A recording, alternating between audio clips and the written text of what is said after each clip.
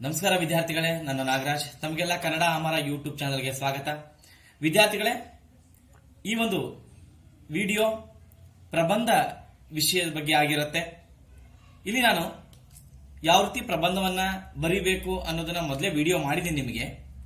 ಈ ದಿನ ಒಂದು ಪ್ರಬಂಧದ ಬಗ್ಗೆ ನಿಮಗೆ ವಿಡಿಯೋ ಮಾಡ್ತಾ ಇದ್ದೀನಿ. ಅದರ ವಿಷಯ ಏನಪ್ಪಾ ಅಂದ್ರೆ ಕನ್ನಡ ಭಾಷೆಯ ಮಹತ್ವ. ವಿಷಯ ಕನ್ನಡ ಭಾಷೆಯ ಮಹತ್ವ ಅಂತಕ್ಕಂತಹ ವಿಷಯದ ಮೇಲೆ ನಾನು ಒಂದು ವಿಡಿಯೋ ಮಾಡ್ತಾ ಇದ್ದೀನಿ. ಇಲ್ಲಿ ಈ ಒಂದು ವಿಡಿಯೋದಲ್ಲಿ ಏನು ನಾನು ಪ್ರಬಂಧದ ಬಗ್ಗೆ ಹೇಳಿದಿನ ಇದನ್ನ ನೀವು ಪ್ರಬಂಧಕಾರರು ಉಪಯೋಗ ಮಾಡ್ಕೊಳ್ಬಹುದು, ಅಥವಾ ಬರ್ತಕ್ಕಂತಹ ನವೆಂಬರ್ 1ರಂದು ಭಾಷಣ ಮಾಡ್ಲಿಕ್ಕಾದ್ರೂ ನೀವು ಅದನ್ನ ಉಪಯೋಗ ಮಾಡ್ಕೊಳ್ಬಹುದು. ಎರಡಕ್ಕೂ ಅನುಕೂಲ ಆಗುವಂತ ರೀತಿಯಲ್ಲೇ ನಾನು ಈ ಒಂದು ವಿಡಿಯೋ ಮಾಡ್ತಾ ಇದ್ದೀನಿ. ಮತ್ತೆ ಇನ್ನೊಂದೇನಪ್ಪಾ ಅಂದ್ರೆ ಈ ಒಂದು ಪ್ರಬಂಧ ಅಂತಕ್ಕಂಥದ್ದು ವಿಶೇಷವಾಗಿ ಹೈಸ್ಕೂಲ್ ವಿದ್ಯಾರ್ಥಿಗಳಿಗೆ ಮತ್ತೆ ಕಾಲೇಜು ವಿದ್ಯಾರ್ಥಿಗಳಿಗೆ ಬಹಳ ಇಂಪಾರ್ಟೆಂಟ್. ಅವ್ರನ್ನ ಆ ವಿದ್ಯಾರ್ಥಿಗಳನ್ನ ಗಮನದಲ್ಲಿ ಇಟ್ಕೊಂಡೇ ನಾನು ಈ ಒಂದು ಪ್ರಬಂಧವನ್ನ ನಾನು ಬರೆದಿರ್ತಕ್ಕಂಥದ್ದು. ನಿಮಗೆಲ್ಲ ಗೊತ್ತೇ ಇದೆ, ಪ್ರಬಂಧದಲ್ಲಿ ಒಟ್ಟು 3 ಅಂಶಗಳು ಬರ್ತವೆ. ಒಂದು ಪೀಠಿಕೆ ಅಂತಕ್ಕಂಥದ್ದು, ಎರಡನೇದು ವಿಷಯ ವಿವರಣೆ, ಮತ್ತೆ ಮೂರನೇದು ಉಪಸಂಹಾರ ಅಂತಕ್ಕಂಥದ್ದು.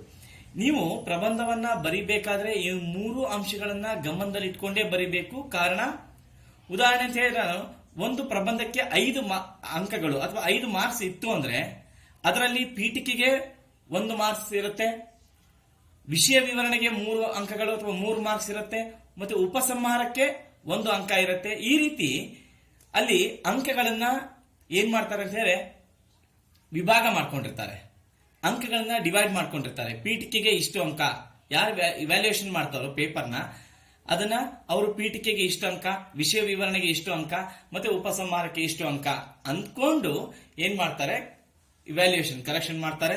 ಅದಕ್ಕೋಸ್ಕರ ಆ 3 ಅಂಶಗಳನ್ನ ಗಮನದಲ್ಲಿಟ್ಕೊಂಡೇ ನೀವು ಪ್ರಬಂಧವನ್ನ ಬರೀತಕ್ಕಂಥದ್ದು.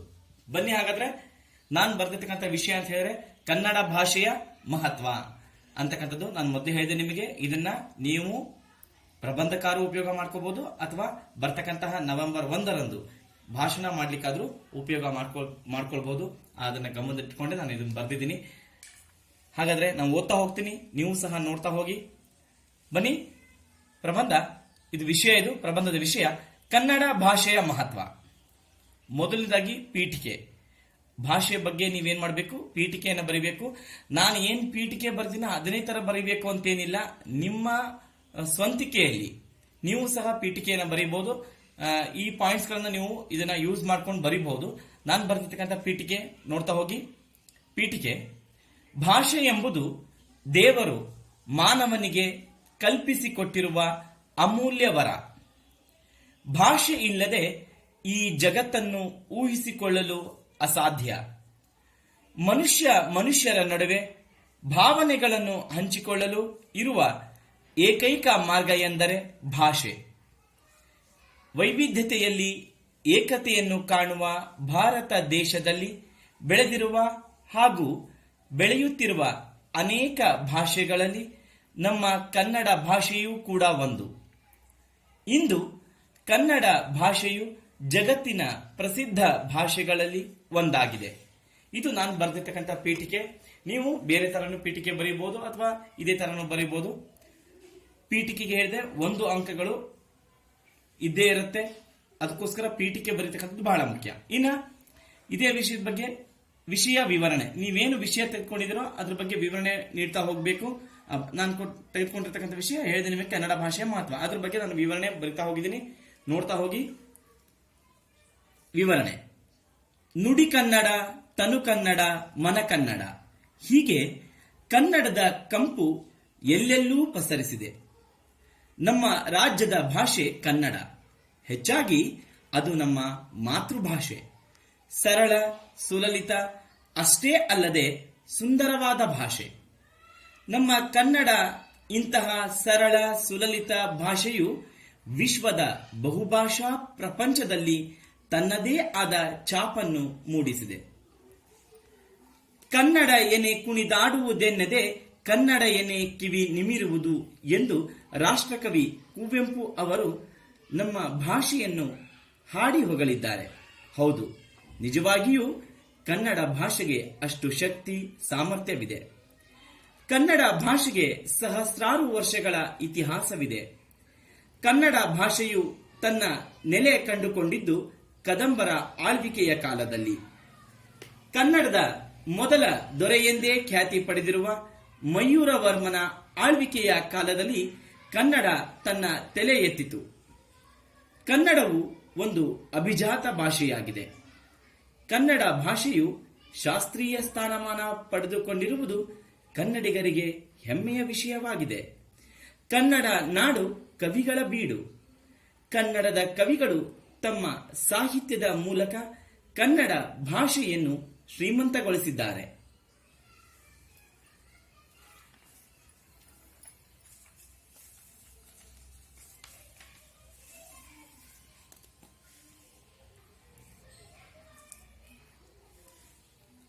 ಆಂಗ್ಲ ಭಾಷೆಯು ರಾಜ್ಯಾದ್ಯಂತ ಎಷ್ಟೇ ಲೂಟಿ ಮಾಡಿದರೂ ಕಡಿಮೆಯಾಗದಷ್ಟು ಸಂಪತ್ತು ನಮ್ಮ ಕನ್ನಡ ಭಾಷೆಯಲ್ಲಿದೆ. ಕನ್ನಡ ಭಾಷೆಯು ಅನಂತವಾದ ಅಂಬುದಿ ಇದ್ದಂತೆ. ಕನ್ನಡ ಭಾಷಾ ಸಾಹಿತ್ಯದಲ್ಲಿ ಅನೇಕ ಪ್ರಕಾರಗಳಿವೆ.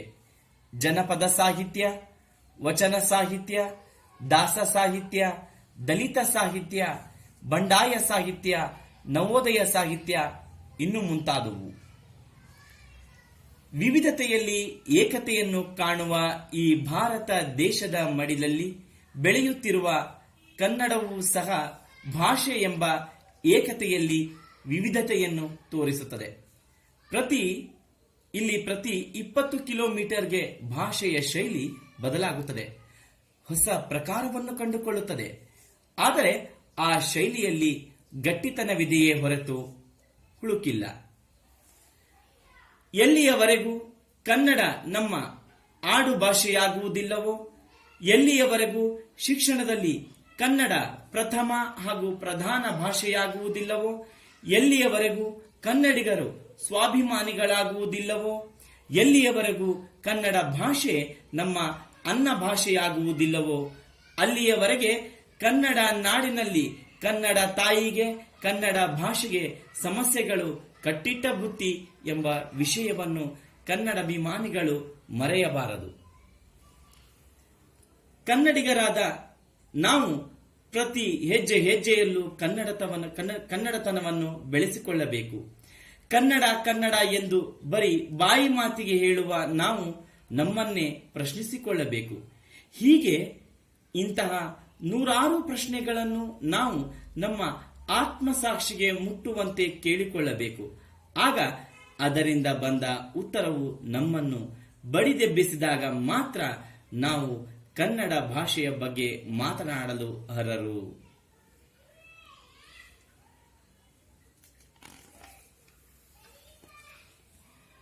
ತಾಯಿ ಭುವನೇಶ್ವರಿ ದೇವಿಯು ಕನ್ನಡ ಭಾಷೆಯನ್ನು ಸಮೃದ್ಧಗೊಳಿಸುವ ಶಕ್ತಿಯನ್ನು ಕನ್ನಡಿಗರಿಗೆ ನೀಡಬೇಕೆಂದು ಈ ಕನ್ನಡ ಕಂದನ ಆಶಯವಾಗಿದೆ. ಕನ್ನಡಕ್ಕಾಗಿ ನಿನ್ನ ಕೈ ಎತ್ತು, ನಿನ್ನ ಕೈ ಕಲ್ಪವೃಕ್ಷವಾಗುತ್ತದೆ. ಕನ್ನಡಕ್ಕಾಗಿ ಕೊರಳೆತ್ತು, ಅದು ಪಾಂಚಜನ್ಯವಾಗುತ್ತದೆ. ಕನ್ನಡಕ್ಕಾಗಿ ಕಿರು ಬೆರಳೆತ್ತಿದರೂ ಸಾಕು, ಅದೇ ಗೋವರ್ಧನಗಿರಿಯಾಗುತ್ತದೆ ಎಂಬ ಅರ್ಥಪೂರ್ಣ ಸಾಲಿನ ಮೂಲಕ ನಾನು ನಮ್ಮ ರಾಜ್ಯ ಭಾಷೆಯಾದ ಕನ್ನಡದ ಮೇಲೆ ಹೊಂದಿರುವ ಅಭಿಮಾನವನ್ನು ವ್ಯಕ್ತಪಡಿಸುತ್ತಿದ್ದೇನೆ. ಕನ್ನಡ ಭಾಷೆಯಲ್ಲಿ ಹುರುಳಿದೆ, ಅದರಲ್ಲಿ ಹುಳುಕಿಲ್ಲ. ಕನ್ನಡ ಭಾಷೆಯು ಬಲಿಯುತ್ತದೆ ಹೊರತು ಯಾವ ಕಾರಣಕ್ಕೂ ಬಲಿಯಾಗುವುದಿಲ್ಲ. ಕನ್ನಡ ನಲಿಯುತ್ತದೆ ಹೊರತು ನರಳುವುದಿಲ್ಲ. ಕನ್ನಡ ಭಾಷೆ ಘರ್ಜಿಸುತ್ತದೆ ಹೊರತು ಘಾಸಿಗೊಳ್ಳುವುದಿಲ್ಲ. ಇದುವರೆಗೂ ನಾನು ಈ ವಿಷಯದ ಬಗ್ಗೆ ವಿವರಣೆ ಕೊಟ್ಟಿದ್ದೀನಿ. ನಾನೇನು ವಿವರಣೆ ಕೊಟ್ಟಿದ್ದೀನೋ ಹಾಗೆ ಬರೀಬೇಕಂತ ಇಲ್ಲ. ನನ್ನ ಮನಸ್ಸಿಗೆ ತೋಚಿದ್ದನ್ನ ನಾನು ಓದಿದ್ದನ್ನ ಮತ್ತೆ ನನಗೆ ಗೊತ್ತಿರತಕ್ಕಂಥ ವಿಷಯವನ್ನ ನಾನು ಕ್ರೋಢೀಕರಿಸಿ ನಾನು ವಿವರಣೆಯನ್ನು ಬರೆದಿದ್ದೀನಿ. ನೀವು ಹೀಗೆ ಬರೀಬೇಕು ಅಂತ ಇಲ್ಲ, ಇದಕ್ಕಿಂತ ಚೆನ್ನಾಗೂ ಬರೀಬಹುದು ನೀವು, ಅಥವಾ ಇನ್ನೂ ಹೆಚ್ಚಿನ ವಿವರಣೆಯನ್ನು ನೀವು ಕೊಡಬಹುದು. ಈ ವಿವರಣೆ ನಿಮಗೆ ಅರ್ಥ ಆಯ್ತು ಅನ್ಕೊಂಡೆ. ಇನ್ನ ಉಪಸಂಹಾರ ಅಂದ್ರೆ ಅರ್ಥ, ನೀವು ಈ ಒಂದು ಪ್ರಬಂಧವನ್ನ ನಿಮ್ಮದೇ ಆದ ರೀತಿಯಲ್ಲಿ ಏನ್ ಮಾಡ್ಬೇಕಂದ್ರೆ ನಿಮ್ಮದೇ ಆದ ಭಾವನೆಗಳಲ್ಲಿ ಇದನ್ನ ಕೊನೆಗೊಳಿಸಬೇಕು. ಏನು ನೀವು ನಿಮ್ಮ ಅನಿಸಿಕೆ ಏನು, ನಿಮ್ಮ ಅನಿಸಿಕೆಯನ್ನು ಹೇಳುವುದರ ಮೂಲಕ ಈ ಒಂದು ಪ್ರಬಂಧಕ್ಕೆ ಅಂತ್ಯವನ್ನ ಕೊನೆಯನ್ನ ನೀವು ಅದನ್ನ ಮುಟ್ಟಿಸಬೇಕಾಗತ್ತೆ. ಅದು ಅಂತ್ಯವನ್ನು ಹೇಳಬೇಕಾಗತ್ತೆ. ನಿಮ್ಮದೇ ಆದ ಶೈಲಿಯಲ್ಲಿ ನಿಮ್ಮದೇ ಆದ ಅನಿಸಿಕೆಯನ್ನು ನೀವು ಹೇಳಬೇಕು. ನಾನು ಉಪಸಂಹಾರ ಬರೆದಿದ್ದೀನಿ.